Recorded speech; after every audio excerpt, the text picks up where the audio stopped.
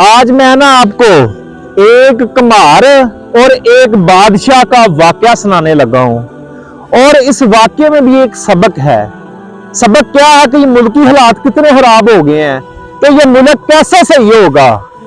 एक बादशाह जा रहा था कि उसने गधों को एक लाइन में जाते हुए देखा। बादशाह ने कुम्हार से कहा कि तुम ये गधे जो है ये एक लाइन में कैसे रख लेते हो, या कैसे सीधे ये एक लाइन में सफर कर लेते हैं। तो कुम्हार कहने लगा, बादशाह सलामत, जो गधा लाइन से बाहर निकलता है ना तो फिर मैं उसे सजा देता हूं, बस इसी डर से ये लाइन नहीं तोड़ते। मुल्की हालात बड़े खराब थे। बादशाह ने सोचा क्यों ना कुम्हार को बादशाह बना दूं, तो मुल्की हालात ठीक कर दे, उसको तरीका आता है। उसने कुम्हार को कहा कि मैं तुम्हें बादशाही देता हूं, तुम मेरे मुल्क के जो हालात है ठीक कर दो। कुम्हार ने कहा ठीक है, मैं कर देता हूं। कुछ देर गुजरे, कुम्हार की जो अदालत है ना उसमें एक चोरी का मुकदमा आ गया। तो कुम्हार जो बादशाह बन गया था उसने हुक्म दिया जी चोर के हाथ काट दिए जाएं। जलाद ने कुम्हार की तरफ देखा और उसे कहा कि ये बंदा वजीर का बंदा है, थोड़ा सा ध्यान करो। बादशाह सलामत कुम्हार को कहने लगा। कुम्हार ने कहा, फिर कहा कि हाथ काट दो जी चोर के। इतने में वजीर आया, उसने ना कुम्हार के कान में कहा, ये बंदा मेरा अपना है, कुछ सजा और करो, ये मेरा अपना बंदा है।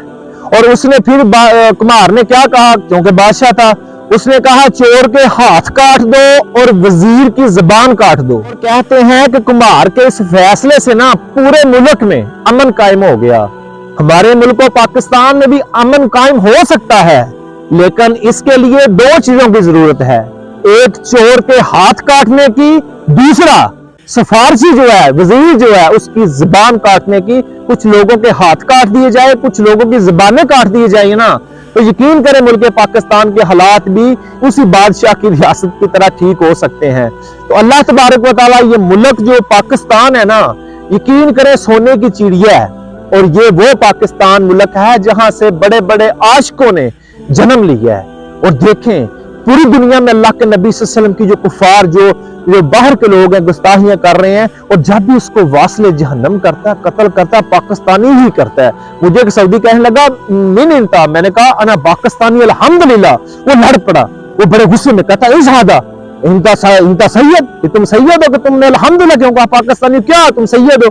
फिर मैंने ना उसको दलील के साथ, वो सऊदी था मेरे साथ में, टैक्सी चलाता था मक्का में, तो फिर उसको मैं दलील से कहा, मैंने कहा मोहम्मद शोफ देखो कि पूरी दुनिया में हर मुल्क में जो फ्रांस, डेनमार्क, जर्मनी, उधर पाकिस्तान पूरी दुनिया के मुसलमान है, पाकिस्तान के भी, सऊदी के भी, दुबई, मस्कत, मान, हर मुल्क के जो मुसलमान है ना जर्मनी में है। लेकिन वहां कितनी बार गुस्ताखियां हुई और उनको वासले जहन्नम जब भी किया ना तो पाकिस्तानी ने किया। तो सऊदी पता मुझे क्या कहता है, कहता है माशाल्लाह माशाल्लाह, उक्सम बिल्लाह उक्सम रब्बल काबा इनका मर्रा कलाम गवी, कि तुमने बड़ा मजबूत कलाम किया है। तो बात करने का सिर्फ मकसद ये है कि हमें फख्र है कि हम पाकिस्तानी मुसलमान हैं अल्हम्दुलिल्लाह।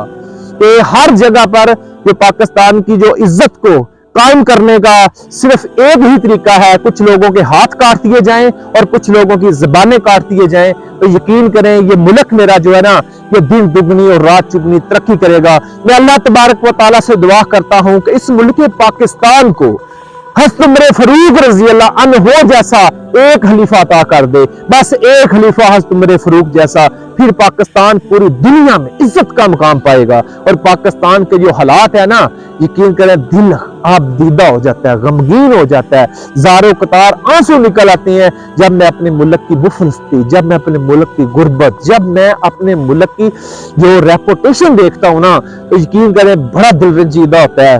तो अल्लाह तबारक व तआला से दुआ यही करता हूँ कि कोई ऐसा अच्छा हुक्मरान आ जाए जो मेरे मुल्क पाकिस्तान को एक इज्जत की बुलंदियों तक ले जाए। अल्लाह तबारक व तआला से दुआ करते हैं कि अल्लाह तबारक व तआला हम सब को दीन में समझ अता करे।